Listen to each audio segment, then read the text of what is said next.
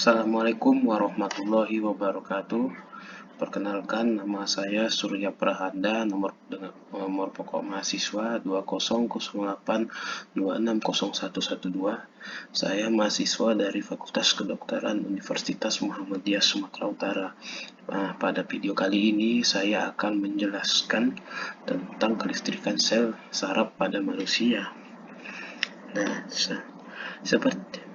Ternyata selain pada kabel listrik, ternyata tubuh kita juga dialiri oleh arus listrik, khususnya pada saraf, yaitu dengan adanya impuls listrik. Bidang yang khusus mempelajari tentang aliran ilmu impuls listrik pada tubuh manusia itu disebut dengan biolistrik. Tegangan pada tubuh manusia berbeda dengan yang kita bayangkan seperti tegangan pada listrik di rumah. Kelistrikan pada tubuh hanya berkaitan dengan komposisi ion yang terdapat dalam tubuh, bukan listrik yang mengalir seperti pada kabel listrik di rumah. Kelistrikan pada sel saraf manusia. Sel saraf atau neuron merupakan satuan kerja utama dari sistem saraf yang berfungsi mengantarkan impuls listrik yang terbentuk akibat adanya suatu stimulus atau rangsangan. Jadi dari rangsangan itu, dari jutaan sel saraf ini membentuk suatu sistem saraf. Setiap neuron itu terdiri dari satu badan sel yang di dalamnya terdapat sitoplasma dan inti sel. Dari badan sel keluar dua macam serabut saraf, yaitu dendrit dan akson. Terus seperti yang kalian lihat di gambar di bawah ini ya. Dari situ muncul berbagai pertanyaan, yaitu bagaimana cara sel menghantarkan impuls listrik, dan bagaimana juga keadaan sel saraf saat tidak mengantarkan listrik.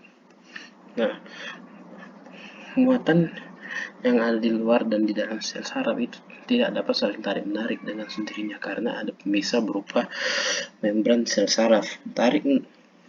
Tarik-menarik antar muatan akan terjadi jika ada rangsangan dari neurotransmitter.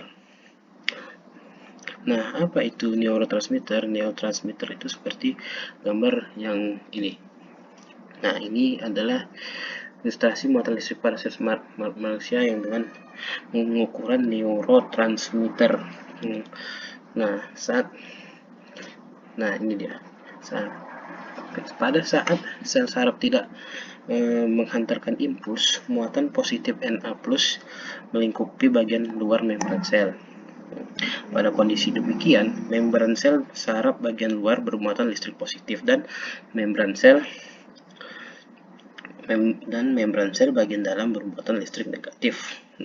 Setiap manusia yang memiliki sistem saraf yang dapat mengontrol gerak otot.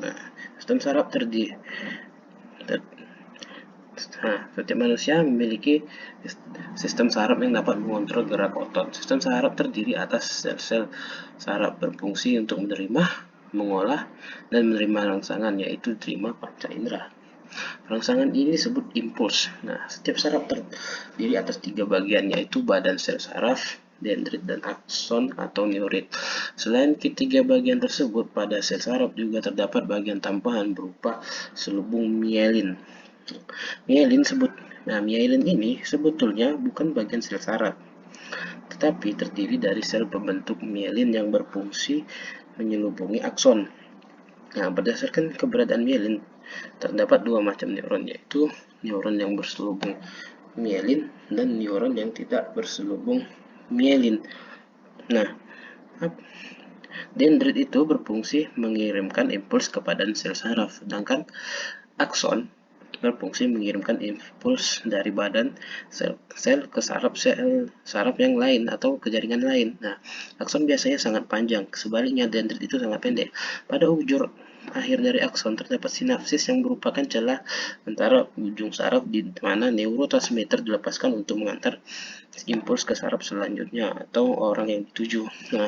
Setiap neuron hanya mempunyai satu akson dan minimal satu dendrit. Kedua serabut saraf ini berisi plasma sel. Pada bagian luar akson terdapat lapisan lemak. Lapisan lemak inilah yang bernama mielin, yang dibentuk oleh sel Schwann yang menempel pada akson. Sel Schwann merupakan sel glia utama pada sistem saraf perifer yang berfungsi bentuk selubung mielin. Fungsi mielin adalah melindungi akson dan memberi nutrisi bagian dari akson yang tidak terbungkus mielin, disebut nodus Ranvier, yang dapat mempercepat penghantaran impuls.